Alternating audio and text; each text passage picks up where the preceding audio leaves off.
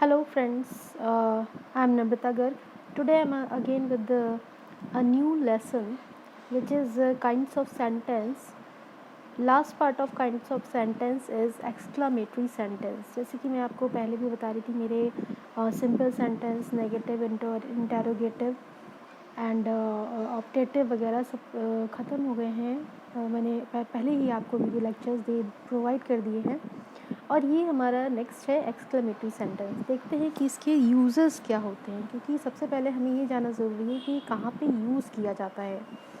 Friends, इसके uses में अपने इमोशंस को एक्सप्रेस करने के लिए हम इनको यूज़ करते हैं. Emotions like surprise, sorrow. Surprise means आश्चर्य, सॉरो मीन्स दुख, जॉय मीन्स खुशी, एंगर यानी क्रोध व्यक्त करने के लिए, रिग्रेट किसी चीज़ पे अगर हमें पश्चाताप होता है तो उसको व्यक्त करने के लिए, कंटेम्प्ट यानी घृणा व्यक्त करने के लिए अगर हमें किसी चीज़ से घिन आती है तो, हेट्रेड नफरत व्यक्त करने के लिए, एट्सेट्रा इत्यादि.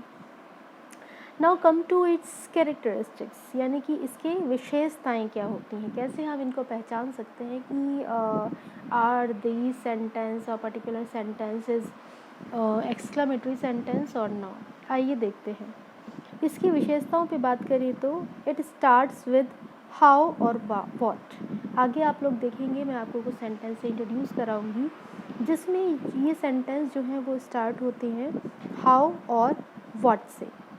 Next is use emotional expression in tone. आप देखेंगे कि जब भी आप इन सेंटेंस को यूज़ करेंगे इन योर कम्युनिकेशन, अपनी बातचीत में, तो आप देखेंगे कि इसमें इमोशनल एक्सप्रेशंस जो हैं वो टोन में आ जाते हैं. जैसे कि मैं आपको बताऊं, how nasty, how bad, how awkward, like that, what a beautiful flower, like that. ठीक है, तो इस तरह से हमारे जो अंदर के जो हमारे इमोशंस होते हैं वो हमारी कम्युनिकेशन या वर्ड्स में अपीयर होते हैं. ठीक है. Next is ends with exclamatory mark. जैसे कि ऑप्टेटिव में भी यही हुआ था कि हमारे जो सेंटेंसेस हैं वो एक्सक्लेमेटरी मार्क के साथ में एंड हो रहे थे, लेकिन उसमें हम लोग मे का यूज़ कर रहे थे. यहाँ पे हम देखते हैं कि ये एंड्स तो होते हैं एक्सक्लेमेटरी मार्क के साथ, लेकिन इसका जो टोन होता है वो अलग होता है, इसके जो वर्ड्स होते हैं वो काफ़ी डिफरेंट होते हैं इंस्टेड ऑफ ऑप्टेटिव सेंटेंस. आइए कुछ एग्जाम्पल से सीखने की कोशिश करते हैं कि what kind of sentence are called exclamatory sentence. What a person, क्या पर्सन है ये. अगर मान लो सरप्राइज हमें व्यक्त करना हो या आश्चर्य व्यक्त करना हो कि what a personality, how beautiful.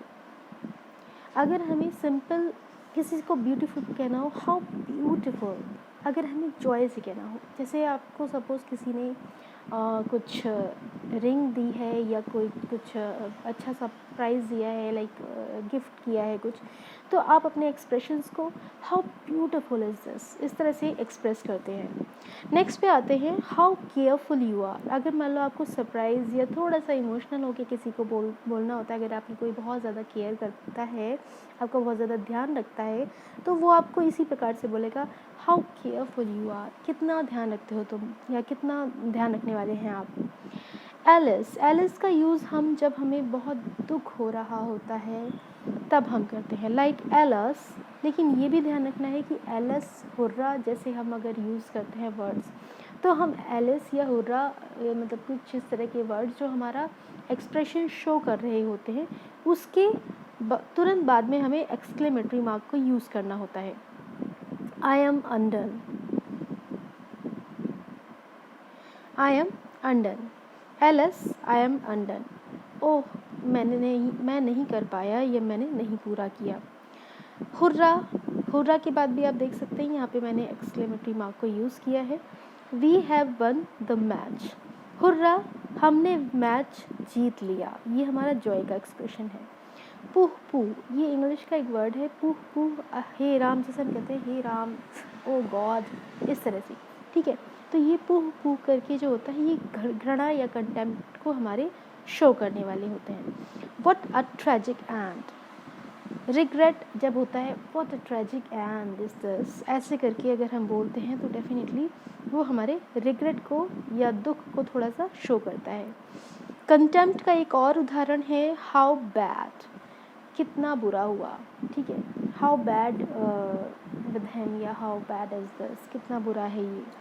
How dare you, जब हम कभी एंगर को शो कर रहे होते हैं तो हाउ डेयर यू या how can you do this, इस तरह से हम व्यक्त करते हैं। So with the example I think students you can understand better what is exclamatory sentence, and if you have any kind of confusion or if you have any kind of problem, then you can discuss in comment box or in classroom or contact me. Okay, thank you students.